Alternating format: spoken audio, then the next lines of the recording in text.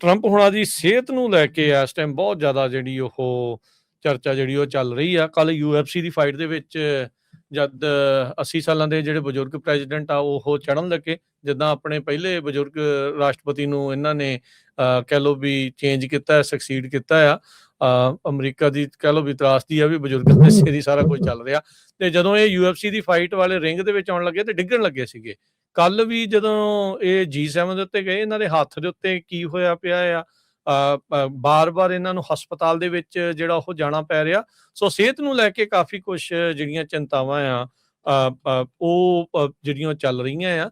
ਸੋ ਲੋਕੀ ਜਿਹੜੇ ਉਹ ਦੇਖ ਰਹੇ ਆ ਵੀ ਕਿਵੇਂ ਆ। ਬਹੁਤ ਸਾਰੀਆਂ ਵੀਡੀਓਜ਼ ਟਰੰਪ ਹੁਣਾਂ ਦੀਆਂ ਹੁਣ ਵਾਇਰਲ ਹੋ ਚੁੱਕੀਆਂ। ਜਿਸ ਤਰੀਕੇ ਦੇ ਨਾਲ ਸਲੀਪੀ ਜੋ ਸੀਗਾ, ਕਹਿੰਦੇ ਵੀ ਬਾਈਡਨ ਸੌ ਜਾਂਦਾ, ਉਸੇ ਤਰੀਕੇ ਦੇ ਨਾਲ ਟਰੰਪ ਹੁਣਾਂ ਦੀਆਂ ਔਨ ਕੈਮਰਾ ਬਹੁਤ ਜਗ੍ਹਾ ਦੇ ਉੱਤੇ ਸੁੱਤਿਆਂ ਦੀਆਂ ਜਿਹੜੀਆਂ ਕੈਬਨਿਟ ਮੀਟਿੰਗ ਦੇ ਵਿੱਚ ਤੋਂ ਲੈ ਕੇ ਜਦੋਂ ਆਲੇ ਦੁਆਲੇ ਓਵਲ ਆਫਿਸ 'ਚ ਲੋਕ ਖੜੇ ਹੁੰਦੇ ਆ, ਸੋ ਉਹ ਜਿਹੜੇ ਸਲੀਪੀ ਟਰੰਪ ਦੀਆਂ ਜਿਹੜੀਆਂ ਤਸਵੀਰਾਂ ਆ ਉਹ ਕਾਫੀ ਜ਼ਿਆਦਾ ਵੀਡੀਓਜ਼ ਜਿਹੜੀਆਂ ਉਹ ਹੋ ਰਹੀਆਂ ਆ। ਸੋ ਇਲਨੈਸ ਕੀ ਆ ਇਹਦੇ ਬਾਰੇ ਜਿਹੜਾ ਅਜੇ ਪੂਰੀ ਤਰ੍ਹਾਂ ਪਤਾ ਨਹੀਂ ਆ। ਕੁਛ ਸਮਾਂ ਪਹਿਲਾਂ ਇਹਨਾਂ ਨੇ ਦੱਸਿਆ ਸੀ CVI ਕ੍ਰੋਨਿਕ ਵੈਨਸ ਇਨਸਫੀਸ਼ੀਐਂਸੀ ਇੱਕ ਵੈਸਕੂਲਰ ਕੰਡੀਸ਼ਨ ਹੈਗੀ ਆ, ਜਿਸ ਤੋਂ ਇਹ ਪੀੜਤ ਹੈਗੇ ਨੇ। ਇਹ ਡਾਇਗਨੋਜ਼ ਇਹਨਾਂ ਨੂੰ ਕੀਤਾ ਗਿਆ ਹੈਗਾ ਆ।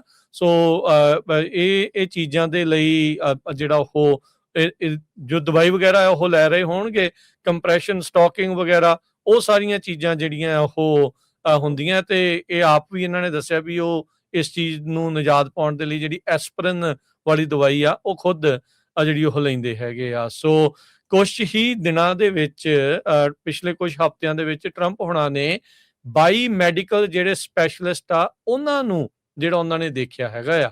ਸੋ ਹਾਲਾਤ ਇਹਨਾਂ ਦੀ ਸਿਹਤ ਨੂੰ ਲੈ ਕੇ ਕਾਫੀ ਜ਼ਿਆਦਾ ਪ੍ਰੋਬਲਮ ਦੇ ਵਿੱਚ ਆ। ਇਹ ਜਿਹੜੇ ਇਹਨਾਂ ਦੇ ਕ੍ਰਿਟਿਕ ਕਹਿ ਰਹੇ ਆ। ਸੋ ਤਕਰੀਬਨ 2 ਦਰਜਨ ਜਿਹੜੇ ਸਪੈਸ਼ਲਿਸਟ ਆ ਇਹਨਾਂ ਦੇ ਨਾਲ ਇਹਨਾਂ ਨੇ ਆਪਣੀ ਜਿਹੜੀ ਕਹਿ ਲਓ ਵੀ ਗੱਲਬਾਤ ਕੀਤੀ ਹੈਗੀ ਆ। ਸੋ ਕਹਿੰਦੇ ਵੀ ਸੋ ਫਾਰ ਜਿੰਨੇ ਵੀ ਰਾਸ਼ਟਰਪਤੀ ਹੋਏ ਆ ਉਹਨਾਂ ਸਾਰਿਆਂ ਦੇ ਵਿੱਚੋਂ ਸਭ ਤੋਂ ਵੱਧ ਜਿਹੜੇ ਸਿਹਤ ਨੂੰ ਲੈ ਕੇ ਹੁਣ ਜਿਹੜੀ ਚਿੰਤਾ ਆ ਟਰੰਪ ਨੂੰ ਲੈ ਕੇ ਜਿਹੜੀ ਉਹ ਬਣੀ ਪਈ ਹੈਗੀ ਆ। ਸੋ 1999 ਦੇ ਵਿੱਚ ਕਹਿੰਦੇ ਵੀ ਪਹਿਲੀ ਵਾਰ ਜਦੋਂ ਜਾਰਜ ਬੁਸ਼ ਮੈਡੀਕਲ ਚੈੱਕਅਪ ਦੇ ਲਈ ਗਿਆ ਸੀ, ਉਦੋਂ 5 ਸਪੈਸ਼ਲਿਸਟ ਨੂੰ ਦੇਖਿਆ ਸੀਗਾ। ਉਹਦਾ ਜਿਹੜਾ ਮੁੰਡਾ ਜਾਰਜ ਬੁਸ਼ ਜੂਨੀਅਰ ਕਹਿ ਲਓ, ਉਹਨੇ 12 ਜਿਹੜੇ ਉਹ ਦੇਖੇ ਸੀਗੇ।